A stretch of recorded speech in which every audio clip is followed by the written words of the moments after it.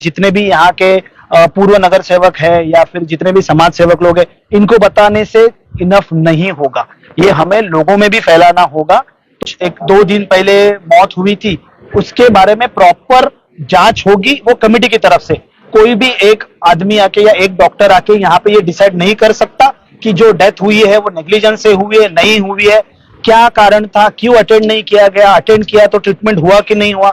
ये सारा डॉक्यूमेंट का दस्तावेज चेक होगा, उसके ऊपर कमिटी का अप्रूवल आएगा। ये सारा का सारा डेटा कमिश्नर सर को सबमिट होगा कि बस हवा में बात हो गई और सारा चीज अपने आप हो जाएगा, ऐसा नहीं हो पाएगा। ये हॉस्पिटल किस लिए बना है? ये हॉस्पिटल मुंब्रा कौसा वाले लोगों के लिए बना है। मुंब्रा कौसा हो या थाने सिटी का कोई भी आदमी हो या पेशेंट हो, तो उसको हम यहाँ पे मुफ्त ट्रीटमेंट दिलवाएंगे, बट उसके लिए उसको थाने सिटी में रहने का एड्रेस प्रूफ देना पड़ेगा। एड्रेस प्रूफ में आप कार लाइसेंस है, आप पासपोर्ट है, आधार कार्ड है, आपकी वोटर आईडी कार्ड है जिसमें आपका फोटो और जिसमें आपका एड्रेस मेंशन है, वो हर एक सरकारी डॉक्यूमेंट यहाँ पे वैलिड होगा। कुछ ही दिनों में सुधार आएगा कि क्या क्या इसमें चीजें बदली होनी चाहिए, क्या क्या चीजें जो बुरी चल रही है या चेंजेस होनी चाहिए या जिनमें और सुधार लाना जरूरी है। ये सारी चीजें कुछ दिनों में कमिश्नर साहब की प्रॉपर पूर्व परवानगी लेने के बाद में आपसे कम्युनिकेट करेंगे। आश्वासन देने वालों में से नहीं हूं। इतनी सर्विसेज हम यहाँ पे नहीं दे सकते, बढ़ा सकते, वो सारी की सारी ऑनलाइन ऑन टेबल आएंगी ही आएंगी।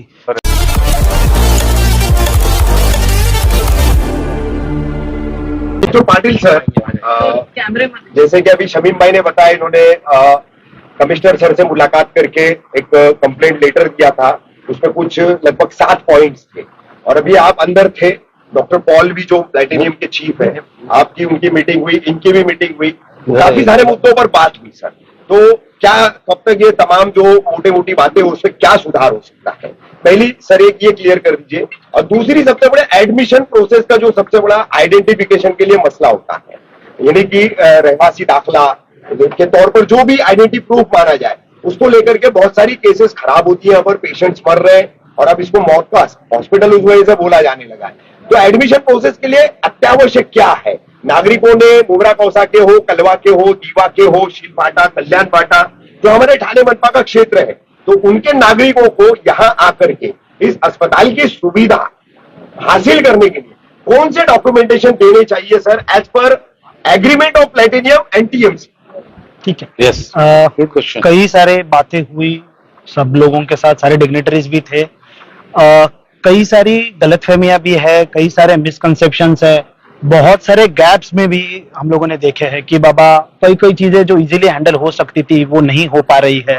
वो डॉक्टर का मसला हो, चाहे कम्युनिकेशन का मसला हो कि पेशेंट्स के रिलेटिव को सारी बातें बताई जाए, कैसी तरीके से बताई जाए, पेशेंट्स के बारे में अगर इंफॉर्मेशन किसी समाज सेवक से आती है या फिर कोई भी और डिग्नेटरी से आती है तो उनको कैसे इंफॉर्मेशन दिया जाए, इन सारे मामलों में गैप्स अवेलेबल है।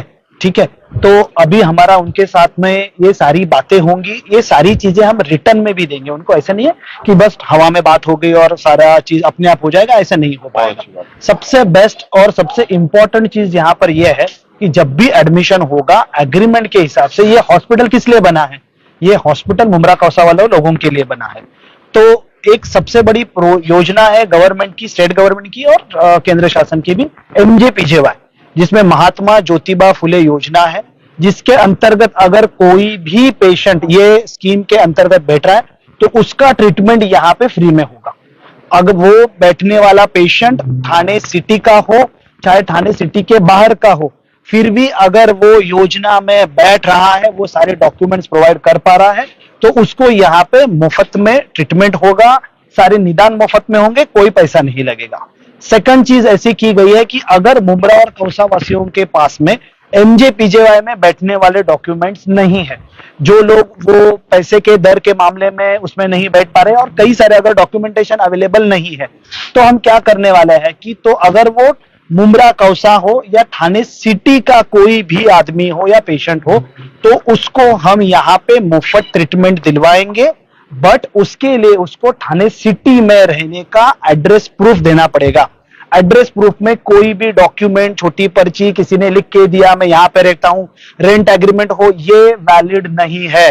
यहाँ पे क्लियर कट एग्रीमेंट में मेंशन है, जो गवर्नमेंट प्रूफ, अगर आप कोई भी गवर्नमेंट का एक हाथ पेपर निकालना चाहते हैं, सर्टिफिकेट निकालना चाहते हैं, डॉक्यूमेंट बनाना चाहते हैं, तो जो आपको एड्रेस प्रूफ में ग्राह्य पकड़ा जाता है वही चीज यहाँ पे लगती है। तो यहाँ पे सिर्फ आधार कार्ड चाहिए और आधार कार्ड के बगैर एडमिशन नहीं होगा, ऐसे नहीं होगा। एड्रेस प्रूफ में आपके पास में लाइसेंस है, कार लाइसेंस है, आपके पास में पासपोर्ट है, आपके पास ड्राइविंग लाइसेंस है, आपके पास में आधार कार्ड है, आपके पास में वोटर आईडी कार्ड है जिसमें आपका फोटो और जिसमें आपका एड्रेस मेंशन है, वो हर एक सरकारी डॉक्यूमेंट यहाँ पे वैलिड होगा। ये हम लोगों ने ऑलरेडी आज वर्बली यहाँ के जो हॉस्पिटल संभालने वाले चीफ है उनको बताया है। ये सारी बातें उनको या हमारे जितने भी यहाँ के पूर्व नगर सेवक है या फिर जितने भी समाज सेवक लोग हैं, इनको बताने से इनफ नहीं होगा, ये हमें लोगों में भी फैलाना होगा। तो जैसे ये सारी चीजें हम लोग डॉक्यूमेंट करेंगे, हम लोग सारी की सारी चीजें एज अ हेल्थ डिपार्टमेंट की तरफ से हमारे कमिश्नर सर को ये सारी ब्रीफ देंगे, ऑन पेपर रिटर्न में सारी ब्रीफ देंगे, तभी ये यहाँ पे भी इंप्लीमेंट करेंगे। यहाँ पे नीचे अलग से बोर्ड भी लगाएंगे कि क्या डॉक्यूमेंट वैलिड होंगे, क्या डॉक्यूमेंट के साथ में आप एडमिट हो सकते हैं, क्या डॉक्यूमेंट के बिना आपको यहाँ से कलवा हॉस्पिटल में रेफर होना होगा। कुछ चीजें आपको भी समझनी होंगी कि कुछ चीजें सारी की सारी एक ही अस्पताल, एक ही डॉक्टर नहीं मैनेज कर सकता। जो जो चीजें हमें यहाँ पे दिख गई है कि थोड़ा सा कम्युनिकेशन गैप है, अच्छे से पेशेंट से बात नहीं हो पाती है, या फिर जो भी पेशेंट्स के रिलेटिव में समाज सेवक पूछने के लिए आते हैं उनके यहाँ पे इंफॉर्मेशन दी नहीं जाती है, ये सारी चीजों पे कुछ ही दिनों में सुधार आएगा। कोई भी हॉस्पिटल 6 महीने में या साल भर में इंप्रूव नहीं होता है। मैं खुद डॉक्टर हूं, मैं खुद फेफड़े का स्पेशलिस्ट हूं, मैं पेशेंट्स को ट्रीट करने वाला डॉक्टर हूं। आज मैं कलवा हॉस्पिटल में हमारे मेडिकल कॉलेज का हो या हमारे हेल्थ डिपार्टमेंट का इंचार्ज हूं। ये hospital directly extension of Rajiv Gandhi medical college और छत्रपति शिवाजी महाराज हॉस्पिटल का एक्सटेंशन है। तो डीन सर हो कलवा हॉस्पिटल के या मेडिकल सुपरिटेंडेंट हो, इनके अखत्यारी में ये हॉस्पिटल आता है। But being a health department head, I will also look into this कि क्या क्या इसमें चीजें बदली होनी चाहिए, क्या क्या चीजें जो बुरी चल रही है या चेंजेस होनी चाहिए या जिनमें और सुधार लाना जरूरी है। ये सारी चीजें कुछ दिनों में कमिश्नर साहब की प्रॉपर पूर्व परवानगी लेने के बाद में आपसे कम्युनिकेट करेंगे। हमारे पास में जितने भी कंप्लेंट्स के लेटर आए थे, भले वो शमीम भाई से हो या और कहीं से भी आए हुए लेटर्स हो, कमिश्नर सर के आदेश के हिसाब से ही सारी चीजें आगे की होंगी। और हॉस्पिटल बनाया है, हेल्थ डिपार्टमेंट है, कलवा हॉस्पिटल है, ये डेडिकेटेडली सिर्फ पेशेंट और मुंब्रा खौसा वासियों के लिए ही है। साहब सर, एक सवाल मेरा आपसे है कि हर बार यहाँ पर जो है दौरा किया जाता है, यहाँ पर लोग आते हैं, पॉलिटिकल भी आते हैं और टीएमसी रिलेटेड भी आते हैं। करोड़ों रुपए यहाँ पर खर्च होने जा रहे हॉस्पिटल में बहुत सी सुविधाओं से लोग वंचित है। आप देख सकते हैं कि हॉस्पिटल में कितनी सारी कमियां हैं, पानी का इश्यूज है, लाइट का है, पंखों का है, यहाँ पे बैठने का है, पेशेंट यहाँ पर जमीन पे बैठते हैं। तो फिर इस पर आप क्या कहेंगे? सिर्फ इस बार भी है, सिर्फ आश्वासन ये रहेगा या इस पर भी काम? देखिए, मैं अभी ये हॉस्पिटल में एमओएच बनने के बाद में पहली बार आया हूँ और आश्वासन देने वालों में से नहीं हूँ। जो भी चेंजेस होंगे मैंने पूरी तरह से पहले भी बताया, कुछ चेंज आने के लिए वक्त लगेगा। ये आपको सबको, मुंब्रा वासियों को, कौसा वासियों को भी समझना होगा। जितनी सर्विसेज हम यहाँ पे नहीं दे सकते, बढ़ा सकते, वो सारी की सारी ऑनलाइन ऑन टेबल आएंगी ही आएंगी। जितना हम लोगों ने कंफर्म किया था और जितनी नई मांगे आ रही है कि यहाँ पे जो चीजें नहीं है, एनआईसी हो, बच्चों का एडमिशन का प्रोसेस हो या फिर सर्जरीज के लिए डिलेज हो, ये सारे मसलों पे रिटर्न में हम लोग देंगे सारी चीजें प्लैटिनम हॉस्पिटल को भी। और ऐसा नहीं है कि प्लैटिनम को चलाने के लिए दिया तो हम लोगों ने हमारे हाथ ऊपर कर लिए कि भाई अभी प्लैटिनम हॉस्पिटल देख ले, ऐसा नहीं है। हमारी भी उतनी ही जिम्मेदारी है। तो प्लैटिनम हॉस्पिटल को जो सजाओ हम लोग हमारी तरफ से जाएंगे, जो चेंजेस करने के लिए बोलेंगे या जो सर्विसेज बढ़ाने के लिए बोलेंगे, वो इंप्लीमेंट कर रहे कि नहीं कर रहे, उसके ऊपर देखने के लिए भी अलग से हमारा एक टीम बैठेगा। यहाँ पे जो आपने डिमांड की थी कि यहाँ पे इंफॉर्मेशन देने के लिए कोई अच्छे लोग होने चाहिए जो अच्छे आपसे कम्युनिकेट करे, अच्छी भाषा में कम्युनिकेट करे, भले वो सुबह का दोपहर का 1 बजा हो या रात का 1 बजा हो।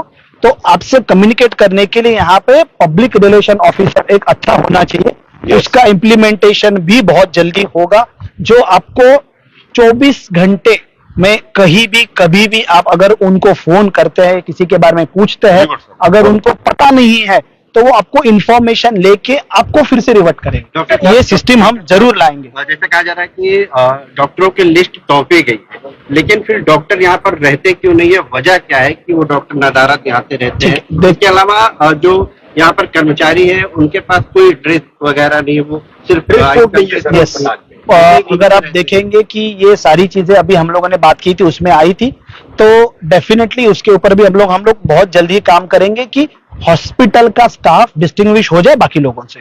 तो ये चीजें भी हम लोग उनको भी गाइड करेंगे अभी और रिटर्न में भी देंगे कि जल्द से जल्द में उन लोगों ने जितने भी यहाँ पे स्टाफ कर्मचारी काम कर रहे हैं उनके लिए उनका अलग से ड्रेस कोड हो, ताकि वो पता से जल्दी से समझ में भी आ जाए करके। दूसरी चीज थी कि जो यहाँ पे हमारे पास में डॉक्यूमेंटेशन आया था कि कितने डॉक्टर्स काम कर रहे हैं, कौन से अलग अलग लेवल के स्पेशलिस्ट काम कर रहे हैं। आज देखा जाए तो 145 पेशेंट्स एडमिट है यहाँ पे, तो ऑन एन एवरेज आप देखोगे 100 के ऊपर पेशेंट्स यहाँ पे आ रहे हैं, 300 से 400 के ऊपर पेशेंट्स ओपीडी के लिए आ रहे हैं। आप थोड़ा सा निगेटिविटी लोगों के मन में होती है, कंप्लेंट्स आती है, अगर आप कुछ पूछना चाहते हैं, किसी का ट्रीटमेंट पाना चाहते हैं और समझ नहीं पाते हैं तो मिसकम्युनिकेशन की वजह से मन में गुस्सा बढ़ जाता है। ये सारी चीजें होती है। इसका मतलब ये नहीं कि इतनी बड़ी जो वास्तु शुरू की है यहाँ पे वो गलत है, खराब है, खूनी है, ये बोलना गलत है। तो ये सारी चीजें ना करके यहाँ पे जो डॉक्टर्स होंगे वो राउंड द क्लॉक कैसे हो, यहाँ के ट्रीटमेंट कैसे इंप्रूव कर सके, इनके ऊपर भी हम लोग ऐसे ही नहीं बात कर रहे। सिर्फ हम इनके ऊपर जितनी भी इनके तरफ से कार्यवाही होगी प्लैटिनम की तरफ से उसके ऊपर ध्यान रख के काम करेंगे। सवाल है कि भाई साहब ने तो आपकी जो है मीटिंग क्या हुई और मीटिंग में कैसे पेशेंट को जो मौत हो गई है उसको, तो आप किस तरीके से बताओगे कि इस तरीके से इन लोगों को कमेटी की तरह बिठाई गई? देखिए, हमारे यहाँ पे ठाणे म्युनिसिपल कॉर्पोरेशन के हेल्थ डिपार्टमेंट में मेडिकल नेग्लिजेंस कमेटी है। यहाँ पे जो अभी कुछ 1-2 दिन पहले मौत हुई थी उसके बारे में प्रॉपर जांच होगी वो कमेटी की तरफ से। कोई भी एक आदमी आके या एक डॉक्टर आके यहाँ पे ये डिसाइड नहीं कर सकता कि जो डेथ हुई है वो नेग्लिजेंस से हुई है, नहीं हुई है, क्या कारण था, क्यों अटेंड नहीं किया गया, अटेंड किया तो ट्रीटमेंट हुआ कि नहीं हुआ। ये सारा डॉक्यूमेंट का दस्तावेज चेक होगा, उसके ऊपर कमेटी का अप्रूवल आएगा, ये सारा का सारा डेटा कमिश्नर सर को सबमिट होगा और ये आपकी तरफ भी पहुंचाया जाएगा कि इसके ऊपर कमेटी का क्या निकाला है।